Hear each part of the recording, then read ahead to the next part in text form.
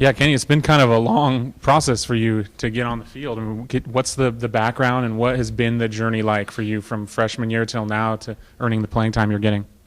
Oh, the journey's been great. I wouldn't trade it for any other experience. I came here as a walk-on my freshman year, and I was just happy to be on the team.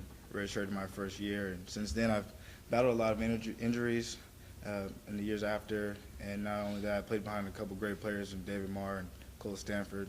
So I've just been patiently waiting for my time, and I'm glad for the opportunity now, and I'm trying to make the most of it every game. Yeah. What was the response on the sideline when you come back after catching that touchdown?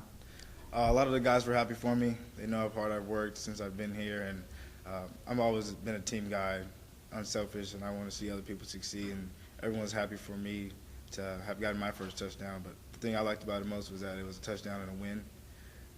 Would have been a little bittersweet if we had lost that game, but I was happy to contribute to a win. Yeah. How much do you take pride? Eric mentioned the blocking aspect. I mean, how big of a part of your game is that? Well, in my position, 80% of the plays that we run are going to be run plays, and that's my job is to block. You have to be a very unselfish player to be able to commit to that, and it's something that I've known since I got moved to this position my freshman year, that if I wanted to play, that I would have to block. And that's another thing that hindered me from getting on the field before, was my blocking wasn't to the level that it was needed to be. And this summer I've worked at it a tremendous amount, and as you can see, this last game I had 12 knockdowns or cut blocks that sprang a lot of explosive runs, and when my position is doing that, we score a lot of points. Obviously, kind of same question I asked Coach. These two games coming up, with Montana this Saturday, kind of coming into this week.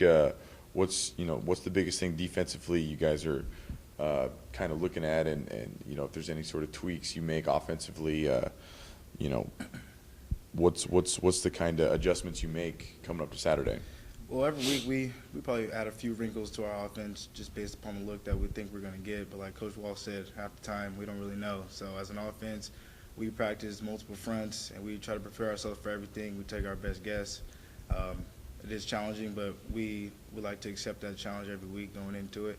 Montana has a great D-line, so our offensive line is going to have their hands full, but I think it's something that they're ready for. And again, like I said, my position, especially in the wide receivers, if we can block the perimeter like we did last week, then we'll be successful. How exciting is it to kind of play Montana at home and it kind of be this kind of this energy? You guys are on a 3-game win streak. You got to go through Montana to win the Big Sky. What's the excitement like? Well, we put ourselves in a great position right now to compete in the Big Sky, and we know that beating Montana is one of the things you have to do if you want to win the Big Sky. And it's a great opportunity to have them at home. Last year we played them on the road, and we played them tough. You could say that game might have turned out different if we were at home. We play really well in Spanos Stadium, so that's just one of the things we're looking to, is being excited to be at home against a great team in Montana, but we feel like we're a great team as well, so it should be a great game. Nice. Allie. So, Kenny, how did you end up being a walk-on at Cal Poly? Why did you select Cal Poly? I'm actually a civil engineering major, and I got into school on my own, and I reached out to the coaches and I told them I wanted to play football. They actually recruited my quarterback out of high school, so they had seen me on tape a little bit, but I broke my leg my junior in high school, so I was a little slow my senior year.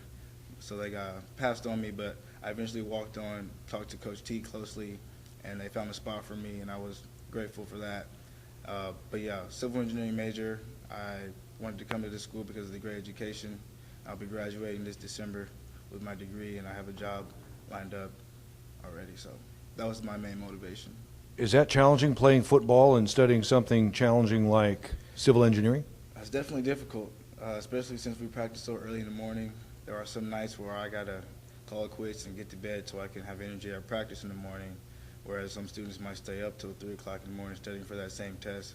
So it's definitely been a challenge, but I feel like it's paid dividends. It's a lot of things that recruiters and people who are looking for new employees see, and they notice the challenge that I faced. So they understand what I went through. So they understand that my degree has a little bit more weight to it. It sounds like you've worked really hard as a walk-on. I definitely have. As a walk-on, you kind of got to come in and stake your claim and show everyone else that you belong.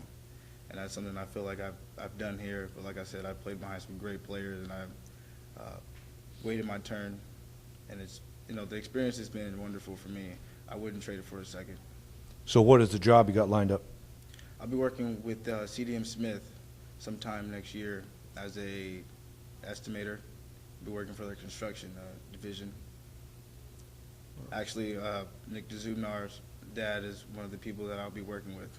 So Nick's one of my closer friends on the team, and I congratulate him for being on the Buck Buchanan watch list. Cool. Thank you. Thank you, Kenny. Coach.